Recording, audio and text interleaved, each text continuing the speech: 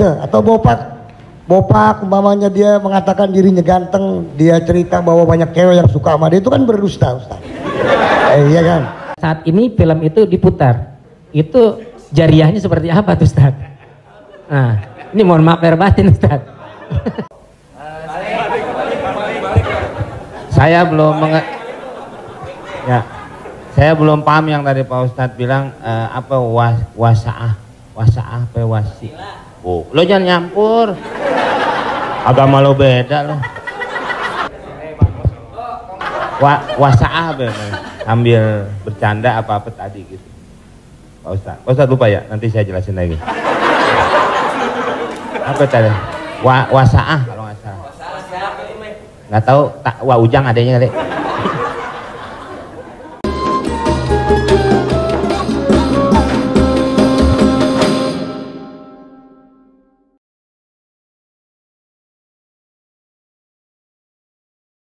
Kebetulan saya pribadi juga sebagai komedian, Ustadz.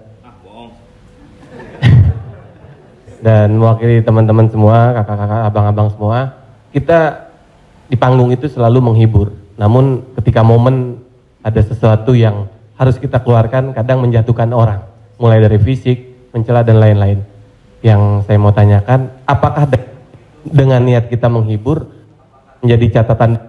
apakah menjadi catatan dosa untuk kita? Terima kasih, Ustaz. Ada seorang ulama dipanggil Imam Abu Hatim, tapi kemudian di ujung namanya itu ditambahkan kata Al-Asam. Asam diambil dari kata summum, bukmun, omyun. Omyun buta, bukmun bisu, summun tuli, peka. Jadi Abu Hatim Al-Asam artinya Abu Hatim peka, tuli. Secara bahasa itu menjatuhkan orang. Siapa itu? Itu Abu Hatim peka, Abu Hatim tuli. Karena ada beberapa orang, ada Abu Hatim, yang ini Abu Hatim peka, tuli. Tapi kenapa nama itu tetap tersemat di belakang namanya, dan tidak ada ulama yang melarang menggunakan peka itu di belakang namanya? Karena dia tidak merasa dijatuhkan dengan itu. Lalu kemudian itu pula tidak menjatuhkan dia di depan orang banyak. Apa sebab kronologis dia dipanggil Al-Asam? Dia seorang ulama. Suatu ketika dia sedang duduk, datang seorang anak gadis bertanya fatwa kepada dia. Saat anak gadis itu bertanya fatwa tentang hukum halal haram suatu masalah, mungkin karena wallahu alam bisawab atau saking groginya atau kentut anak gadis itu di depan dia.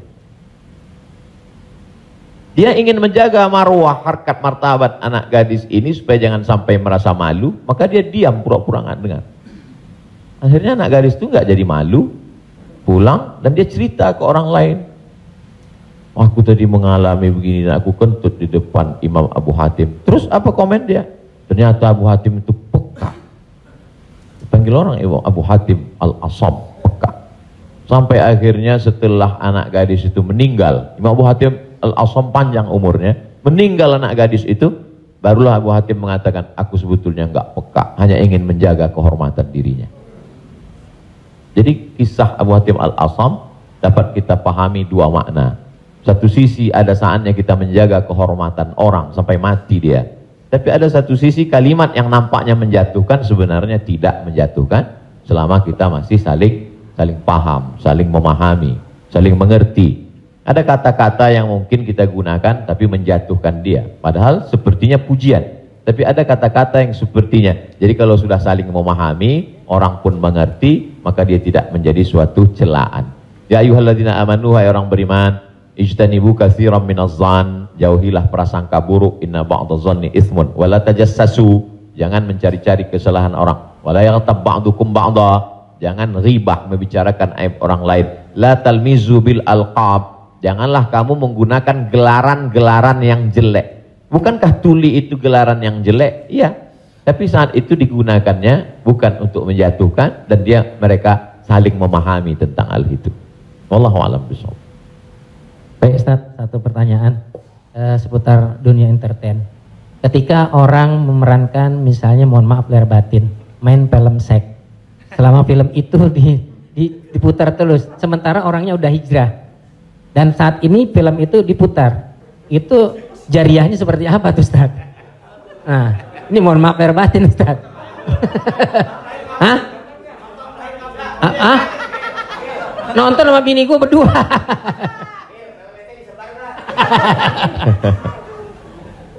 Man sanna fil islami sunnatan hasanatan, siapa yang membuat perbuatan yang baik, falahu ajruha, dia dapat pahalanya, wa ajru man amila biha, dan orang lain yang terinspirasi dengan itu. Jadi kalau Paski membuat rumah tahfiz, lalu kemudian komunitas-komunitas yang lain terinspirasi dengan itu, maka dapat pahala min ghairi an yanqusa min ujurihim syai'un. Pahala mereka tidak berkurang, sama-sama dapat 100 mim ba'dih, setelah mati. Itu kalau yang baik. Bagaimana dengan yang tidak baik seperti yang tadi? Man sanna fil islami sunnatan sayyi'atan, siapa yang membuat sesuatu yang tidak baik, falahu wizruha, dia dapat dosanya, wa wizru man amila biha, dan dosa orang lain yang melakukannya. Setiap ada terjadi pembunuhan di dunia ini, maka Kabil dapat royalti karena dia yang pertama kali melakukannya. Tapi Kabil tidak sempat taubat, tidak sempat hijrah. Jadi kalau ada yang sempat melakukan perbuatan jelek, dosa, saat dia taubat, dia buat konferensi pers. Saya sudah taubat, sudah mu'allaf kalau dia tidak Islam. Kalau dia sudah masuk Islam, saya sudah hijrah. Maka saya meminta kepada seluruh jamaah yang ada di dunia ini, yang masih menyimpan gambar, foto, video saya, tolonglah kalian delete, dan saya minta ampun kepada Allah Subhanahu wa taala. Lebih daripada itu sudah di luar kuasa dia. La yukallifullahu nafsan illa wus'aha. Allah tidak membebani orang lebih daripada usahanya. Ada seorang hamba berpesan di zaman Nabi SAW, nanti kalau aku mati, maka bakarlah jasadku, lalu campakkan debunya ke laut. Kenapa? Karena aku takut bertemu dengan Allah Subhanahu wa taala atas segala dosa-dosaku. Disampaikan kepada Allah Subhanahu wa taala, kata Allah, aku ampuni hambaku itu karena masih ada rasa takut dalam hatinya. Makanya khotib naik ke atas mimbar, pesannya ittaqullah, takutlah kepada Allah. Kenapa kurban Habil diterima, kurban Kabil tidak diterima? La imbasatta ilayya yadaka litaqtulani, andai kau ambil batu besar untuk kau timpakan ke atas kepalaku, kata Habil, ma ana bibasiti yadiya ilaika liaqtulak, aku tidak akan membalas untuk membunuh wahai saudaraku. Kenapa? Inni akhafullah, aku takut kepada Allah Subhanahu wa taala. Saya yakin Mas, Abang yang berprofesi dalam dunia keartisan ini, apa yang membuat hijrah ini? Masih ada rasa takut di dalam hati. Rasa takut inilah yang kita pupuk bersama. Ada takut 5%, 5% kita jadikan menjadi sebuah komunitas, lalu kemudian kita jadikan sebuah amal nyata dalam kehidupan, disupport oleh Pak Prof dengan keluarga besar almarhumah, diberikan kesempatan untuk menuntut ilmu di Fakultas Hukum, di penyiaran Islam, maka dia menjadi gerakan yang luar biasa. Wallahu a'lam. Terima kasih. Selanjutnya ada adik Ginanjar Sukmana. Setelah itu Bang Atep Jakaria.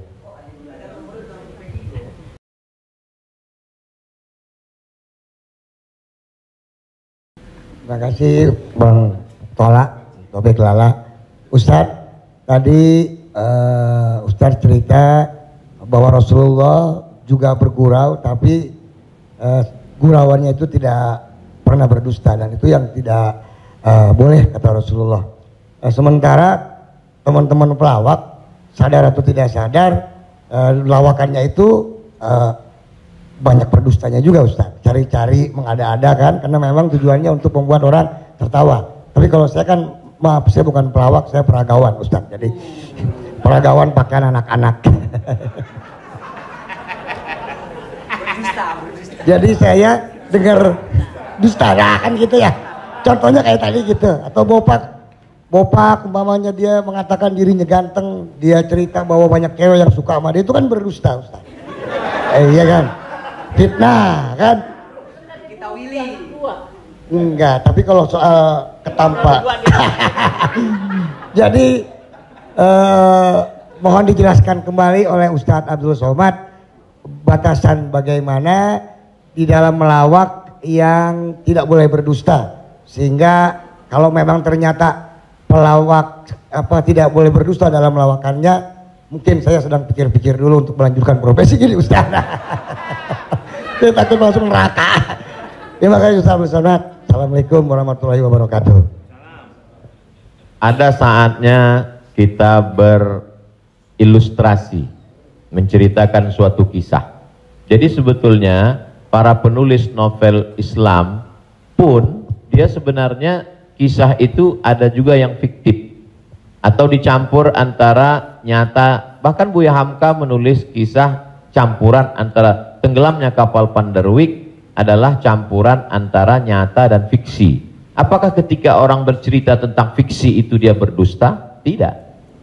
Jadi kita bisa bedakan itu antara orang memang betul-betul dia berdusta. Kemarin saya melakukan ini suatu, padahal cerita itu tidak ada. Beda dengan dia misalnya katakan, saya ini Ustadz seorang peragawan, tapi peragawan pakaian anak-anak. Tidak, Mas Ginanjar tidak sedang bercerita, kemarin di mall saya memperagakan pakaian anak-anak Pak Ustadz. Ketika saya pakai pakaian anak SMP, semua ketawa. Itu dusta. Tapi ketika dia katakan cerita awal tadi, semua orang tahu bahwa dia tidak sedang memperagakan pakaian anak-anak. Dia hanya sedang menunjukkan tentang dirinya. Secara sebenarnya di balik kalimat itu Mas Ginanjar sedang menjatuhkan dirinya di hadapan orang lain. Kan? Dan kita tertawa dengan dia menjatuhkan dirinya. Mohon maaf. Bahwa beliau mengatakan fisik saya seperti anak-anak dan saya andai pun menjadi peragawan hanya sesuai memperagakan pakaian anak-anak. Hari ini orang tidak menjatuhkan dirinya, dia menjatuhkan orang lain. Menjatuhkan tokoh agama, menjatuhkan ustadz. Ada suatu kesalahan dalam cara dia berpikir. Bahwa beliau menjatuhkan dirinya, dia tidak usah. Karena dia tapi dia tidak sedang berbohong. Dia hanya sedang bercerita. Insya Allah penjelasan saya itu bisa dipahami. Yang tidak bisa itu adalah ketika orang seolah-olah dia bercerita, dia kemarin saya menjadi sebuah cerita seakan-akan orang mengatakan dia nyata. Padahal sebetulnya hanya bohong belaka supaya orang tertawa. Itu yang dilarang oleh Nabi Muhammad sallallahu alaihi wasallam. Wallahu a'lam.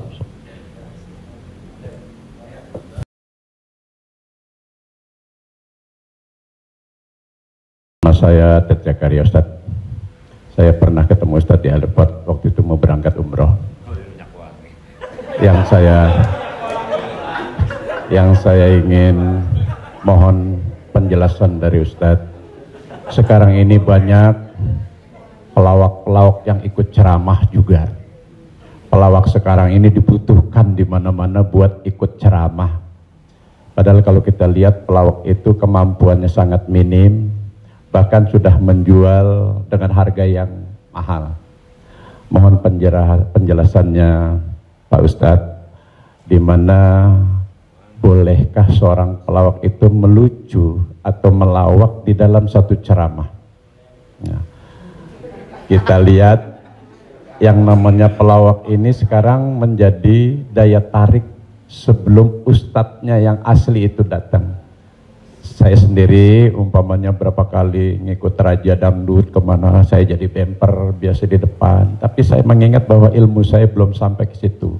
Tapi saya memaksakan diri untuk menarik. Saya sadar bahwa ilmu saya belum seberapa untuk ke masyarakat yang penuh itu. Mohon penjelasannya Ustaz. Terima kasih. Assalamualaikum warahmatullahi wabarakatuh. Waalaikumsalam warahmatullahi wabarakatuh. Bedakan antara da'i dengan alim fatwa. Da'i dia mengajak orang ke jalan Allah. Sedangkan alim yang mengeluarkan fatwa, dia adalah orang yang berijtihad. Apakah dia berijtihad sendiri mengambil dari Quran, sunnah, ijma', qiyas, syar'u man qablana, saddu zara'i, qaulus sahabi, istihsan, istishab, urf, atau dia membaca fatwa ulama lalu dia sampaikan dengan kemampuan dia baca kitab kuning.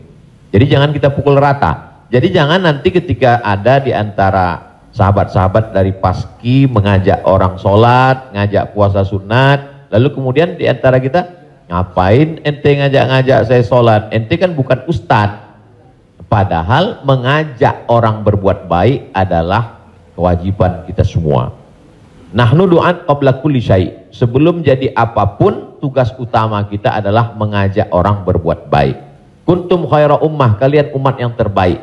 Kapan kita menjadi umat yang terbaik? 3. Ta'muruna bil ma'ruf, ajak orang buat baik. Wa tanhauna 'anil munkar, larang orang buat mungkar. Wa tu'minuna billah, beriman kepada Allah. Jadi kalau hanya sekedar ngajak orang sedekah, ngajak donasi buat rumah tahfiz, ngajak ngumpulin beras untuk santunan yatim fakir miskin, maka pelawak, boleh penyanyi, boleh polisi, boleh siapapun. Karena itu tugas sebagai seorang muslim, amar ma'ruf nahi mungkar. Yang tidak benar itu adalah ketika dia sudah dianggap sebagai ustadz dan ditanyakan suatu masalah dan dia terdesak, akhirnya dia bicara padahal dia tidak mengerti. La taqfu ma laisa laka bihi ilmun. Jangan kamu bicara pada sesuatu yang kamu tidak tahu. Inna sam'a, telinga, wal basar, mata, wal fuad, hati dan pikiran, kullu ulaika kana anhu mas'ula, kau akan disoal, kau akan ditanya, diminta pertanggungjawaban di hadapan Allah Subhanahu wa taala. Jadi kalau abang, mas diajak dalam acara dakwah sebagai pengantar supaya masyarakat mau mendengar, supaya ramai, hadirilah tablik akbar Ustadz Fulan bersama grup Paski untuk sebagai pengantar 5-10 menit, silakan. Tapi setelah itu nanti Ustadz bicara, pas tanya jawabnya serahkan ke Ustadz. Nah, jadi selama tetap kita menjaga. Jadi kalau diibaratkan rumah makan di airport, ini penyanyi, artis, Ustadz itu sama seperti yang memanggil penumpang supaya mau masuk ke rumah makan. Bapak Ibu saudara sekalian yang mau perjalanan, silakan mampir ke tempat kami, silakan mampir ke rumah makan kami. Ini yang ngajak. Nanti setelah orang mampir masuk ke dalam, baru dia ketemu spesialisnya. Yang mau makan soto di sana, yang mau soto Medan di sana, yang mau soto Betawi di sana, yang mau bakso di sana. Begitu lebih kurang. Karena masyarakat kita belum sampai pada level ngaji. Masyarakat kita ini 3 level. Pertama, level 1 yang memang sudah ngaji sama para habaib, baca kitab kuning serius, khatam dari A sampai Z. Ini memang nggak perlu pakai pemanggil tadi. Yang kedua adalah level yang masih mau ke masjid, tapi juga tergantung SMS kemana ngajak. Ngaji oke, kesini pun oke. Ini yang level 2. Yang level 3, ngelihat masjid pun masih takut. Makanya saya kalau tablik akbar pengajian ke daerah, itu saya bagi 3. Ada pengajian yang saya memang nggak mau di masjid, saya pengajiannya maunya di lapangan sepak bola, di stadion, supaya sampai ke grassroots. Ada level 3 yang belum mau ke masjid. Saya terus terang Ustadz, ke masjid ini trauma. Beberapa teman saya ke masjid ninggal. Nah, jadi yang level ini masih mau, masih bercampur. Jadi kalau ada orang yang ngejek, apa itu dakwah, apa itu pengajian, apa itu, kenapa melibatkan artis? Ini salah satu cara. Jadi Wali Songo dulu tidak bisa Wali Songo datang ujuk-ujuk langsung baca kitab kuning, nggak bisa. Makanya mereka buat solawatan. Dia tahu tradisi orang Jawa pukul gending pakai wayang, maka dia buat cara wayang. Dia pakai wayang. Jadi sekarang kalau mampu buat film pendek atau melibatkan artis, video tanya jawab saya dengan pertanyaan yang sama, dengan jawaban yang sama, tapi dengan pengantar artis berbeda viewernya. Yang ngasih tahu penonton. Ustadz coba Ustadz lihat ini. Ini dengan musyawarah sekian penontonnya. Tapi ketika Ustadz di masjid dengan jamaah sekian penontonnya. Artinya apa? Dakwah bisa sampai melalui lisan sahabat-sahabat, kawan-kawan. Jadi pakai kesempatan ini untuk mengajak orang lebih banyak ke jalan Allah Subhanahu wa taala. Wallahu a'lam. Barakallah.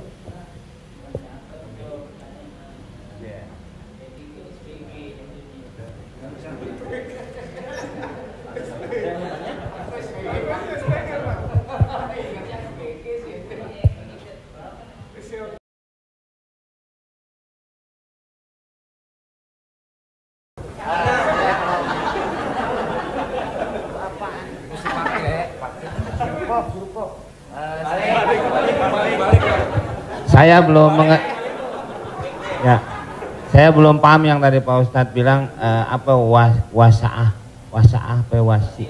Oh, lo jangan nyampur. Agama lo beda lo. Wasaah apa? Sambil bercanda apa tadi gitu. Pak Ustadz lupa ya, nanti saya jelasin lagi. Apa tadi? Wasaah kalau nggak salah. Nggak tahu, ujang adanya kali. Iya Pak Ustadz. Ya itu. Wasilah. Bukan. Wasaah apa wasiah? Wassalam habis dong. Hah? Sa'ah wasaah. Nah, itu Pak Ustadz. Sa'ah. Jadi ketika itu ucapan hadis Nabi. Ada seorang sahabat, dia datang menemui Nabi. Kenapa ketika kami duduk bersamamu ya Rasulullah di dalam Masjid Nabawi, di majelis ilmu, kami merasa dekat dengan Allah. Kami merasa takut kepada Allah. Tapi ketika kami pulang ke rumah, ketemu dengan anak istri bersenda gurau, kok rasanya beda. Lalu apa kata Nabi? Sa'ah wa sa'ah. Hidup ini ada masanya serius, ada masanya bercanda, ada masanya begini. Lau kuntum kama kuntum la safahatkumul malaikah. Seandainya kamu seperti itu terus, seperti saat berada denganku di hadapanku di masjid, tidak berubah-berubah, turun malaikat bersalaman dengan kamu, kata Nabi SAW. Jadi sahabat itu pun mengalami seperti yang kita alami dan kekhawatiran seperti kekhawatiran kita. Ketika kita duduk dengan Habib, dengan Ustadz di masjid, dengan Kiai, dengan Tuan Guru, terasa begitu full iman. Tapi begitu pulang ke rumah, kok begitu ya? Rasa yang kita rasakan sekarang dirasakan juga sahabat Nabi dulu, dan mereka tanya, kata Nabi nggak salah. Karena hidup ini ada sa'ah wa sa'ah. Sa'ah artinya bahasa Indonesianya saat. Semua ada saatnya, semua ada masanya. Selama tidak kita katakan, kamu kok mabuk kemarin? Semua ada saatnya. Ada saatnya mabuk, ada saatnya. Allah. Terima kasih Pak Ustadz. Paham ya? Ya, enggak, ya, paham dong.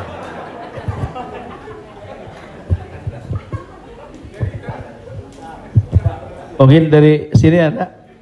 Tapi satu lagi pertanyaan, saya mau nanya. Pak Ustadz, ini masalah saya pribadi. Jadi saya ya ada masukan juga ketika hukum riba. Mobil itu ya, ini umum ya kan. Jadi mobil kita jual, kemudian kita coba berusaha cash. Saya untuk menghilangi kredit. Nah, saya mau tanya, ini enggak amanat dari keluarga saya, dipastikan lagi. Boleh nggak, Kiai, kita kredit mobil? Padahal ini menjadi hal penting bagi saya untuk mobilisasi kemana gitu. Saya punya anak kan baru kelar UIN. Jadi ini saya lagi diceramai gitu. Papa sudah lah Pak, jual Pak. Kita nggak usah dibeli, lillahi ta'ala aja. Ya saya bilang ini lillahi ta'ala agak-agak susah, nak saya bilang gitu. Tapi ini real, saya jual, saya mencoba untuk beli cash, nungguin cash lama. Jadi jangan suka buka aib orang, Mbak.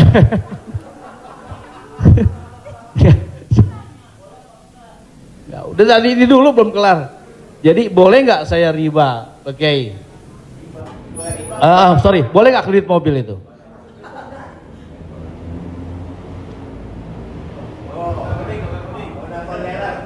Alhamdulillah CRV jadi baru gue.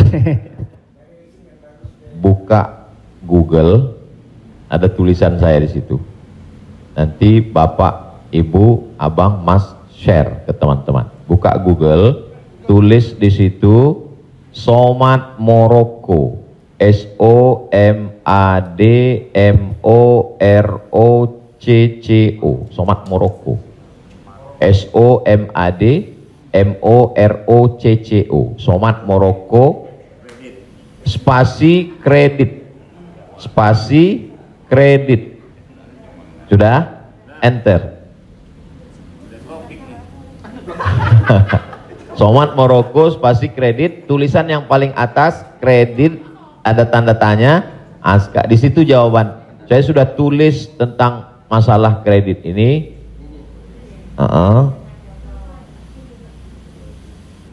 Di situ.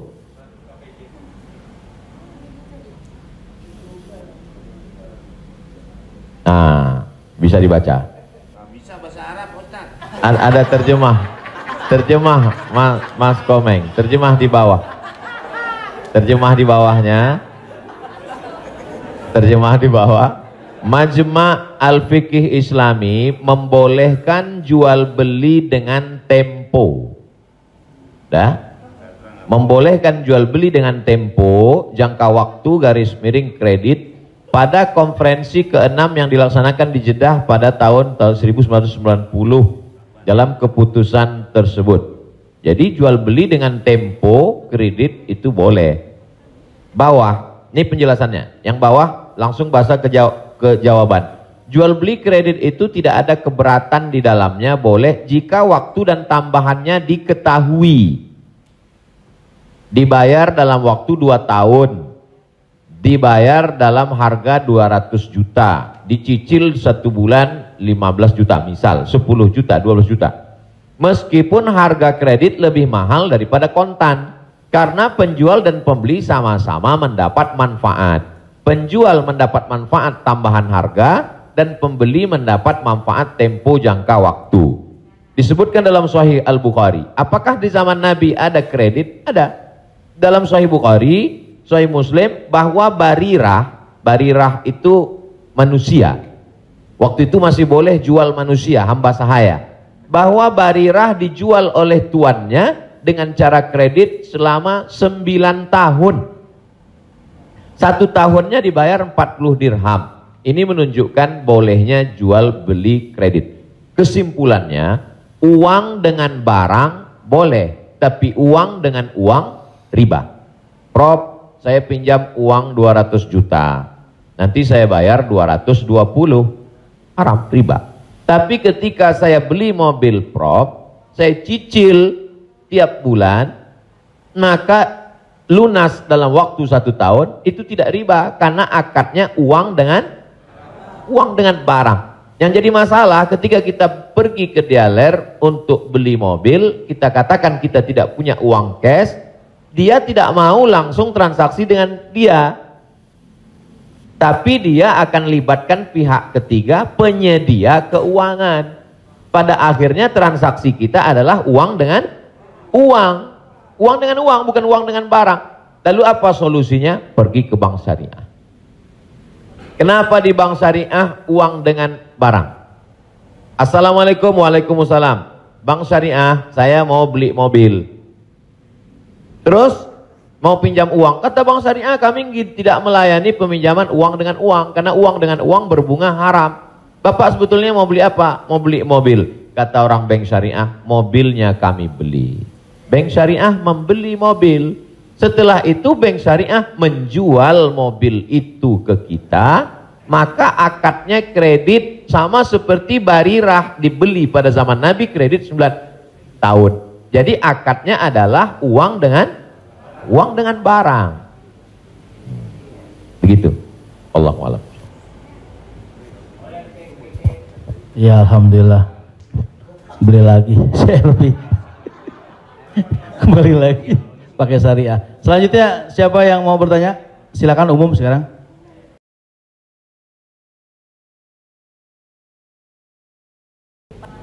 Jadi Ustadz, mohon maaf Ustadz, tadi di garis bawahin lagi. Jadi artinya leasingnya yang nggak boleh ya Ustadz. Misalnya kita beli kepada dealer mobil, kita bercicil kepada yang punya dealernya boleh. Tapi kalau kita minta dari kayak sekarang banyak perusahaan-perusahaan leasing, itu yang tidak boleh. Maksudnya itu Ustadz. Ketika saya mau beli mobil, saya tidak punya uang cash, maka kata si dealer, kami akan arahkan Bapak ke penyedia keuangan. Maka sebenarnya saat itu saya membeli mobil itu cash sebenarnya. Karena dealer tidak mau dia barang ini tidak cash. Jadi kemudian yang saya cicil setiap bulan itu adalah bukan mobilnya tapi uangnya. Maka saya terjebak pada rentenir, riba, bahasa kerennya leasing segala macam. Inilah yang menyebabkan haramnya karena transaksinya adalah uang dengan uang. Lalu solusinya mana Ustadz? Bank syariah. Karena di bank syariah itu disitulah letak. Jadi orang yang tidak mengerti dia katakan sama aja bank syariah dengan konvensional, bedanya pegawainya pakai jilbab, masuknya assalamualaikum. Enggak. Perbedaan dalam jual beli dalam Islam itu adalah pada akadnya. Maka bank syariah membeli mobil itu milik bank syariah, maka saya membeli mobil itu secara cicil, akadnya adalah uang dengan barang. Wallahu a'lam. Satu lagi Ustaz, kalau beli emas secara online itu gimana Ustaz? Sebagian ulama mengatakan membeli emas secara online tidak langsung dan dicicil riba. Mengapa mereka mengatakan riba? Karena transaksi itu uang dengan uang. Oh ini enggak uang dengan uang Ustadz. Ini Ustadz uang rupiah. Lalu kemudian yang jual ini kan emas. Di zaman Nabi enggak ada uang kertas. Di zaman Nabi hanya ada dua uang. Yang pertama dinar, uang emas. Yang kedua dirham, uang perak. Maka ketika saya beli emas tidak cash, maka sesungguhnya akadnya adalah uang dengan uang rupiah dengan uang emas. Itulah orang yang mengatakan nggak boleh beli emas kalau nggak cash karena transaksinya uang dengan uang. Tapi pendapat kedua mengatakan boleh beli emas kredit tidak cash. Kenapa? Karena zaman sekarang emas sebagai komoditi, emas sebagai barang, emas bukan sebagai uang. Dan fatwa Majelis Ulama, fatwa Ormas Islam kontemporer mengatakan boleh beli emas tidak cash karena emas zaman sekarang bukan uang. Emas sekarang adalah barang. Jadi sama dengan kalau saya beli mobil boleh kredit, maka beli gelang juga boleh karena bukan uang dengan uang. Di situ letak sebab boleh tidak bolehnya. Wallahu a'lam.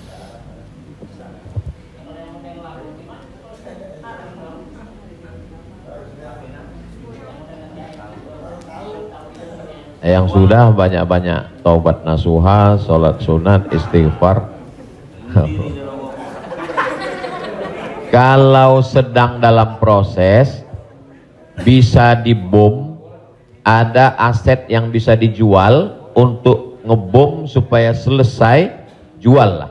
Tapi kalau ini aset pokok tidak boleh jual rumah karena rumah pokok, sama seperti makan. Ini kalau saya jual aset ini saya bom meledak semua Ustadz. Ini Hiroshima Nagasaki hancur semua. Maka nggak boleh. Azam tekad dalam hati, saya mencari nafkah, saya lunasi sampai habis, nanti setelah ini saya tobat berhenti. Tapi kalau bisa jual satu petak ini lalu ditutup ini, lakukanlah untuk melepaskan diri dari riba. Karena riba itu 5 ancamannya. Yang pertama, alladzina ya'kuluna riba la yaqumuna illa kama yaqumul ladzi yatakhabbathu syaitanu minal mas. Orang yang makan riba nanti bangun bangkit dari kubur ketika di padang mahsyar seperti orang kerasukan setan. Yang kedua, ayyuma lahmin nabata min haramin fannaru aulabih. Setiap daging di badan tumbuh dari yang haram, maka tempatnya api neraka jahanam. Yang ketiga, orang kalau dia makan haram, maka doanya tidak dikabulkan Allah. Mat'amuhu haram, makanannya haram. Mashrabuhu haram, minumannya haram. Malbasuhu haram, pakaiannya haram. Wa ghuziya bil haram, dia diberi makanan haram. Anna yustajabulah, apakah mungkin doanya dikabulkan Allah? Yang ketiga, yang keempat, nasiyatin kazibatin khati'ah. Ubun-ubun, penipu, pembohong, pelaku dosa. Padahal yang berdosa itu tangan, yang berdosa itu mulut. Kenapa dikatakan ubun-ubun? Karena ternyata ada otak bagian depan yang selalu kita usap ketika sedang wudu. Disitulah pemikir. Otak ini berpikir ketika dia dapat semprotan darah. Darah itu menyembur dari jantung. darah itu dari makanan. Sepiring makanan riba berubah menjadi setetes darah, disemburkan oleh jantung naik ke otak, isi otak haram, maka bawaannya mau haram saja. Gara-gara riba. Heran saya ini Pak Ustadz, kenapa pikiran saya ini mau haram saja? Sebabnya gara-gara makan riba. Yang terakhir, yang kelima adalah tidak ada keberkahan. Hidup ini yang kita cari berkahnya. Makanya ketika anak lahir yang didoakan berkah. Barakallahu laka fil mauhub. Ketika orang menikah yang didoakan berkah. Barakallahu lakuma wa baraka alaikuma. Ketika ketemu yang didoakan berkah. Assalamualaikum warahmatullahi wabarakatuh. Ketika makan yang diminta berkah. Allahumma barik lana. Wallahu a'lam.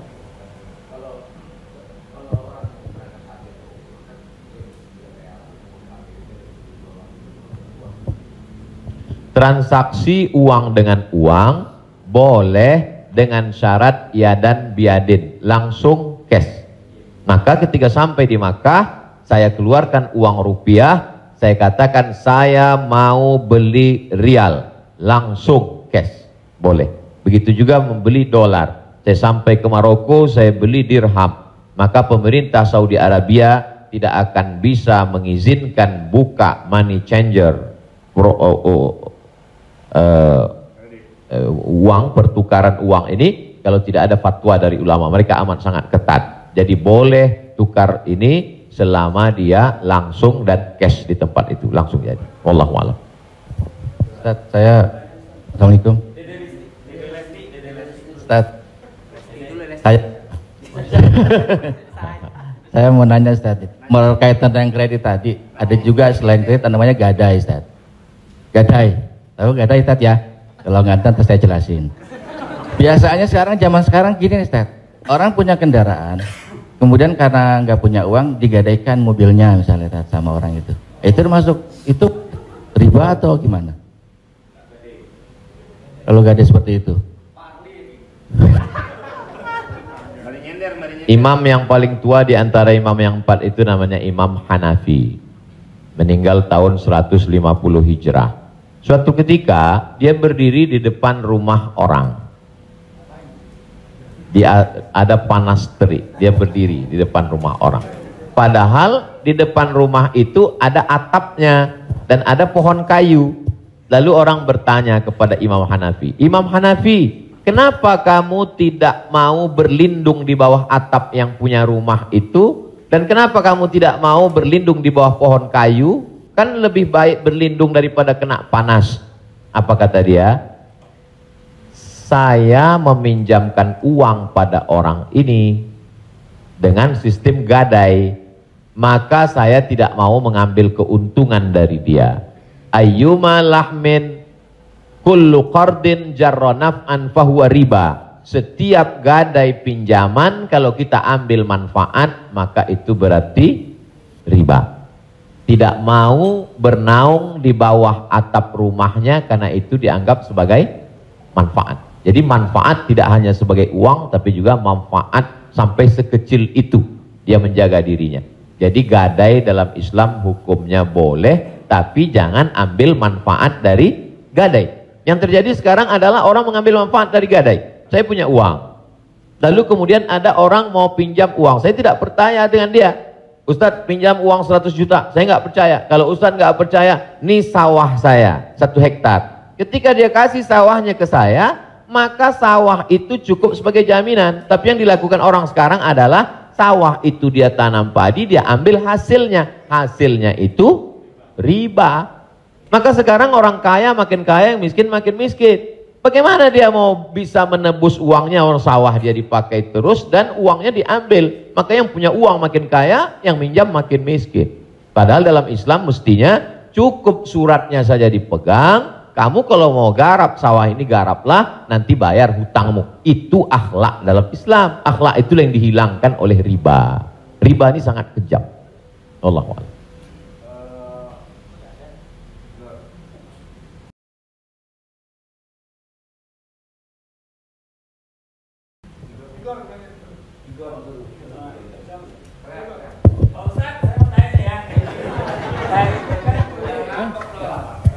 Pak Ustadz, Assalamualaikum.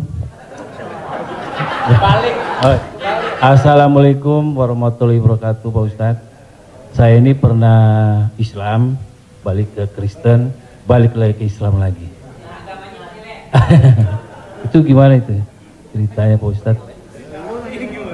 Innalladzina amanu, beriman, summa kafaru, murtad, summa amanu, kemudian beriman, summa kafaru, murtad, summa zdadu kufran, maka barulah tidak diterima.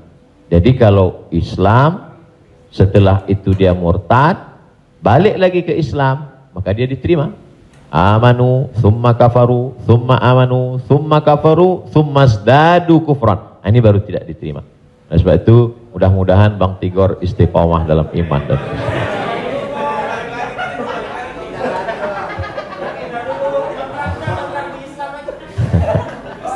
Agama lu kayak angkos bolak-balik.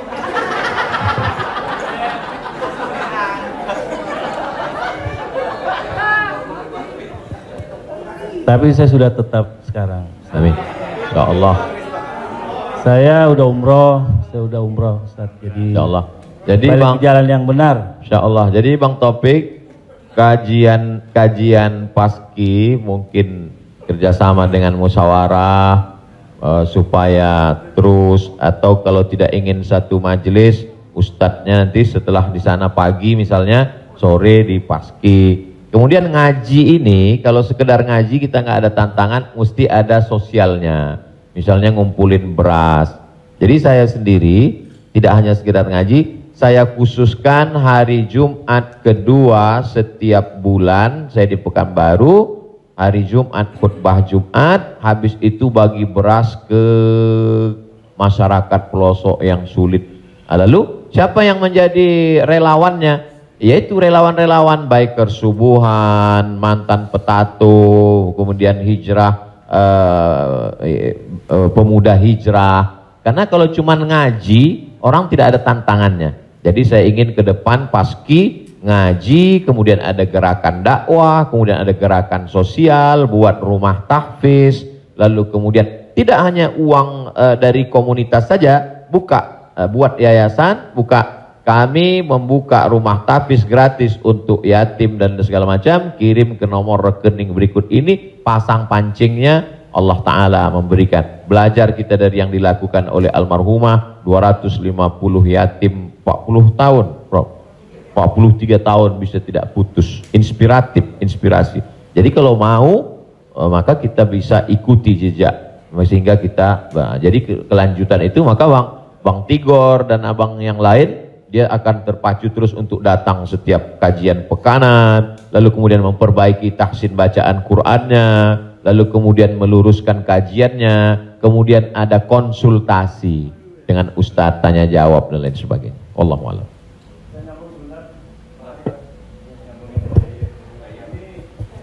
Apakah ada warisan?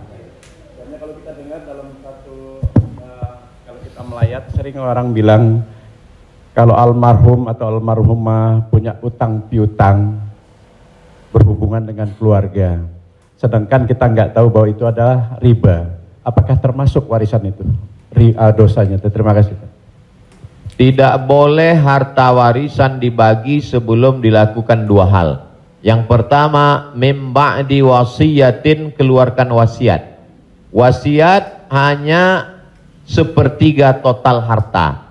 Jadi kalau dalam surat wasiatnya, aku wasiatkan ruko ini untuk sekolah tahfiz. Total harga ruko 1 miliar. Sedangkan harta dia cuma 2 miliar. Maka yang jatuh menjadi wasiat hanya 666 juta. Sedangkan sisanya dibagi kepada ahli waris. Pertama, keluarkan wasiat, sepertiga paling banyak. Setelah keluar wasiat, mim ba'di wasiyatin yusa biha au dain. Dain, bayarkan hutangnya. Jadi kalau ada orang meninggal, hutangnya dibayarkan dari harta warisan. Jadi kalau harta warisan habis, apakah anak wajib membayarkan hutang bapaknya? Tidak. Anak hanya wajib membayarkan hutang almarhum dari harta yang dia tinggalkan. Adapun kalau si anak mau berbakti kepada orang tuanya, dia bayarkan, baik. Tapi dia tidak punya kewajiban, dia bayarkan dari harta dirinya sendiri. Jadi makanya kadang kita baca, jangan beli ruko ini bermasalah. Di mana letak masalahnya? Karena ruko itu dibagi sebelum hutang dibayar. Muncul masalah. Sebetulnya ruko itu bukan milik anak-anaknya, tapi milik piutang, milik orang yang dulu pernah dipinjam uangnya. 2 keluarkan, baru bagi harta warisan. Allahu a'lam.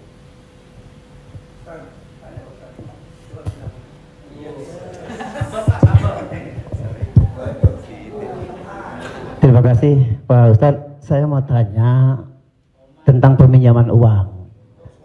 Saya misalnya meminjamkan uang kepada seseorang, tapi dia nggak mau ganti. Nah, terus kita nggak mau nagih karena takut menjadi sebuah permusuhan. Kan ada peribahasa memberikan pinjaman hutang itu sama juga menanamkan musuh. Nah, bagaimana hukumnya?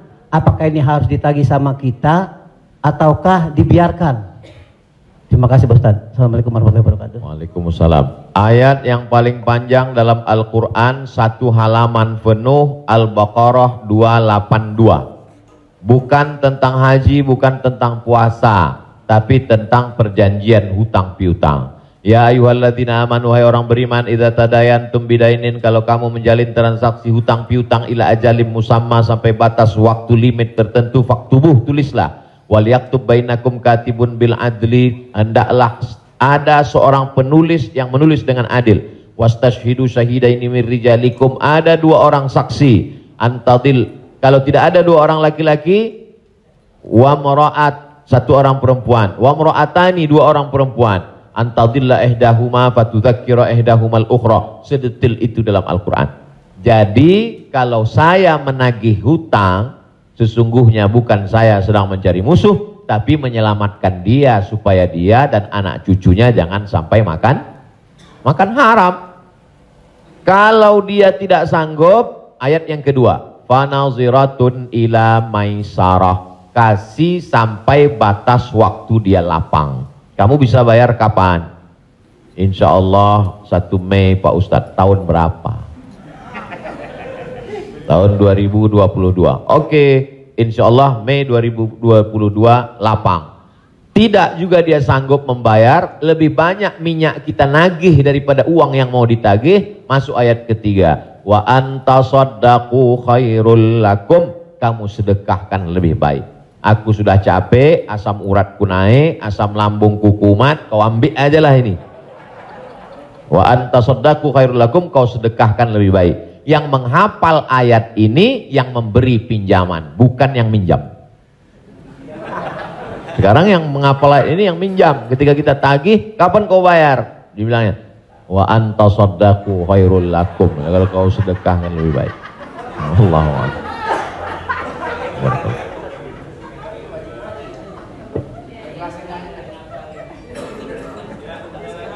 Ada yang nanya lagi? Ada yang nanya lagi ya?